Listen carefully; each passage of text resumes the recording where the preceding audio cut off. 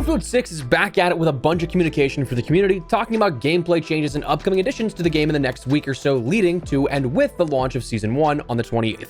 Today we're running down what you need to know, how these things will affect your gameplay experience, and everything in between. Drop your thoughts below, drop a like if you enjoy the video, and do me a huge favor, hit that subscribe button to stay up to date with all things Battlefield 6, among other FPS content. Seriously, the next week might just be the busiest week in this channel's history, with Season 1's launch, a possible Battle Royale launch, and then Arc Raiders having its launch. So if you'd like to stay up to date with any and all of that, and any other gaming news, information, and guides, I'd love to have you in the community as we chase down 700,000 subscribers together. But anyways, let's get into it.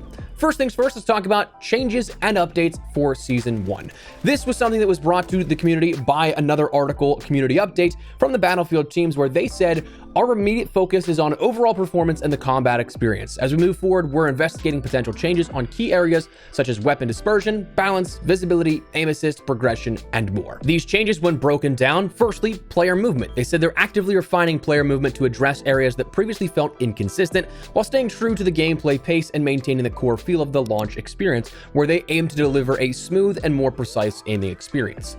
Progression, they said they're continuing to monitor the impact of changes that were made last week, where that was, of course, those changes made to bonus XP for match completion, daily challenge XP yields, and the changes made to Portal since then.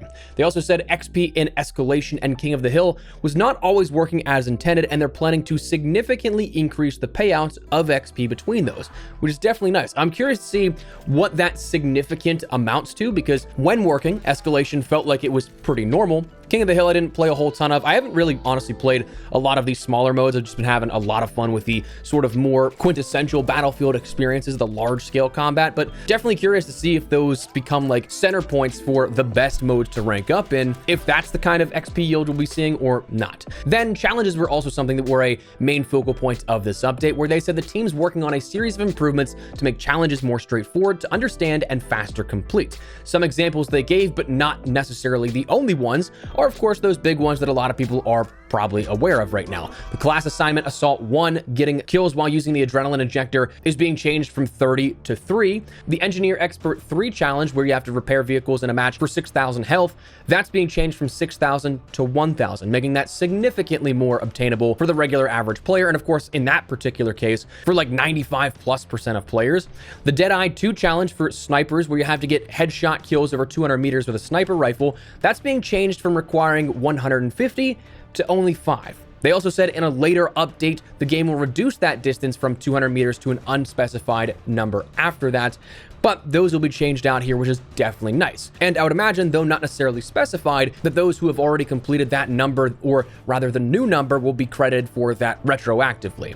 They said visibility, they're actively looking at adjustments to exposure and brightness, leading to improvements in places where players have experienced blinding light when looking outdoors, overly dark interiors when looking indoors, and other things like that. Where they said there's also going to be a wider pass focused on improving visibility they expect to complete later in Season 1. So not at the launch of Season 1, but coming post Season 1 at that point. Maybe it's something that they see that at the next checkpoint 3 weeks after, with November 18th and that next update to the game. But they also said one big thing was the weapon dispersion adjustments, where they said as a part of the Season 1 update, so coming at the launch, they've made several adjustments to how weapon dispersion behaves. These changes aimed at ensuring each weapon's accuracy better reflects its intended performance over range. And that they've also fixed a bug causing dispersion to not decrease as expected when transitioning from sprint to a prone position. They've stated their upcoming tuning pass will reduce the overall impact of dispersion across multiple weapon types while keeping the core intent intact.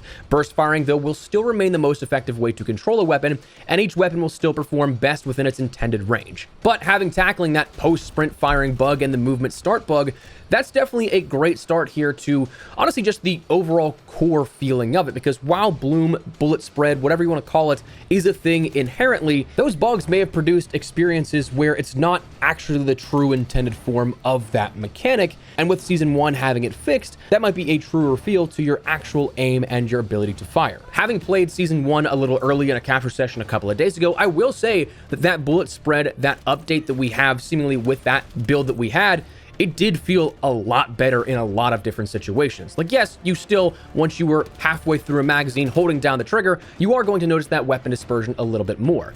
But initially speaking, and the overall general feel, it felt a lot tighter. It felt a lot better and more true to where you're actually aiming. Now, there were also a few additional details beyond just these gameplay changes, where they mentioned that Labs is once again going to be on a bit of a hiatus as they prioritize the rollout of Season 1 content. That makes sense. They did that here before the beta, they did that before the launch of the game, but they said more updates will be shared when play sessions are returning, and we will continue to develop the future of Battlefield 6 together, but so far no dates or ETA has been given just yet. Though the next thing they mentioned was like strangely open about things. Not strange in the sense of like talking learnings about it, because it was the main focal point of Labs the last couple of weeks, but they talked about Battle Royale, learnings, and updates. So it's strange that in the sense of with so much rumor and speculation right now, officially speaking, swirling around, you'd choose now to talk about the Battle Royale. It's kind of interesting timing, I think. But anyways, they said that Labs has helped them fine-tune key elements for the experience, such as close range TTK, where they've adjusted time to kill at close range for all weapons to reward clean positioning and tracking while giving players more time to counter attacks, and they'll keep monitoring this once the game mode is live. Again, why mention once it's live? Now. Armor changes, they said everyone will now have the capacity for 2 armor plates at the start of the game. All players will spawn in with 1 plate, so you'll have the chance to upgrade as soon as you start looting, giving everyone an equal chance at upgrading their armor fully. World improvements, they stated they fixed pesky world bugs and optimization to areas that improve the environment. With these also came adjustments to lighting and enhanced visibility across the map. And vehicle balance, they said they've adjusted the balance of helicopters and combat vehicles to keep them as powerful tools showing off Battlefield's core DNA, but without making them necessary to survive or win the late game. Finally coming to a conclusion saying that they've been working on providing smoother performance overall and have identified and addressed a range of issues that affected player performance that simply could not have been done without players' involvement in the tests. So that's one of those things that, again, it's nice to hear these types of things, but coming back to it, again, why mention now? Kind of like, it's right there, isn't it? And that's what leaks and rumors have been pointing towards, but interesting, we're starting to see this come to a head now, under a week before the launch of the season and potentially the Battle Royale. But that's not the only things that we learned as of today. Earlier, a little bit before that even, we ended up seeing an update in regards to Portal. Of course, Portal has been the subject of plenty of discussion because of the recent bot farms that we've seen since launch, so they gave us a community update on the Portal and server experiences here, where to save the monotony of going through absolutely everything, they basically said as a part of the effort, they've rolled out several back-end updates to support healthier matchmaking and a better all-over experience in Portal. Further updates included verified experiences with bot backfill needing to be disabled to grant full progression and XP. Basically what this means is that if you have a mode that still follows the basic template of the vanilla format for these game modes you could be using, whether it's something you just want to have a specific map playlist or like a closed weapon playlist or something like that, not altering really a whole ton of the gameplay formula. If you had bots added into that to fill up those lobbies, that now won't grant you full XP like it did. Additionally, they said custom experiences will continue earning reduced progression regardless of whether bots are active or not. This keeping creative freedom and allows you to express yourself within Portal while maintaining progression balance. So, in a sense, if you take a look at it just from that scope, it makes sense on what they're doing. They're truly targeting the elements of what made a bot farm a bot farm. But that is not me going to bat saying this is the right solution for it. Honestly, I kind of think this might be a bit more of a problem in some areas, depending on where you look, than a solution. Things like those verified experiences with bot backfills, well, if you're just a regular player wanting to set up a mode for your friends or maybe a community server, there's no way to get those boosted and to have those players populate the match unless you have like 64 people to play with, which oftentimes people don't. So until these modes get discovered where they're ending up basically just filling up on their own, you have those bots to keep the gameplay flow going. That's one of the major concerns a lot of people have had that have been working on stuff in Battlefield 6 with Portal, thus making this also just more of a controversial update more so than like beneficial to the objective degree. Seems like similar to the Conquest changes where they're adjusting maybe the wrong target of things when a simpler solution could have been there.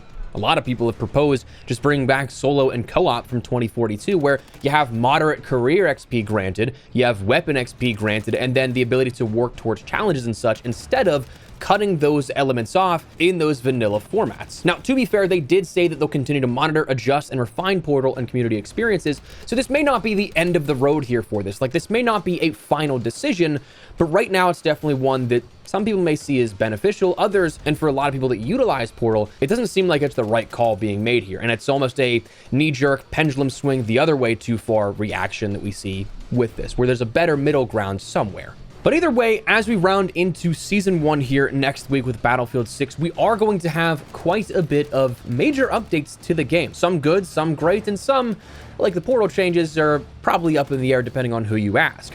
But definitely some major adjustments being made for the Battlefield 6 experience. So that's where we're going to wrap it up. Just want to fill you guys in on these new happenings, this new communication, because honestly, I'm loving the Battlefield 6 teams are still this adamant about community interaction, giving direct updates and feedback to the community.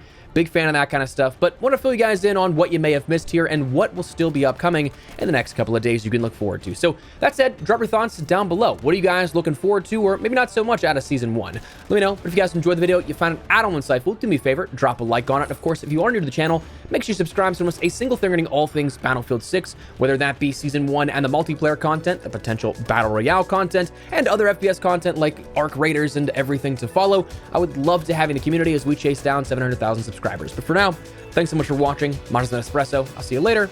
Take care and peace.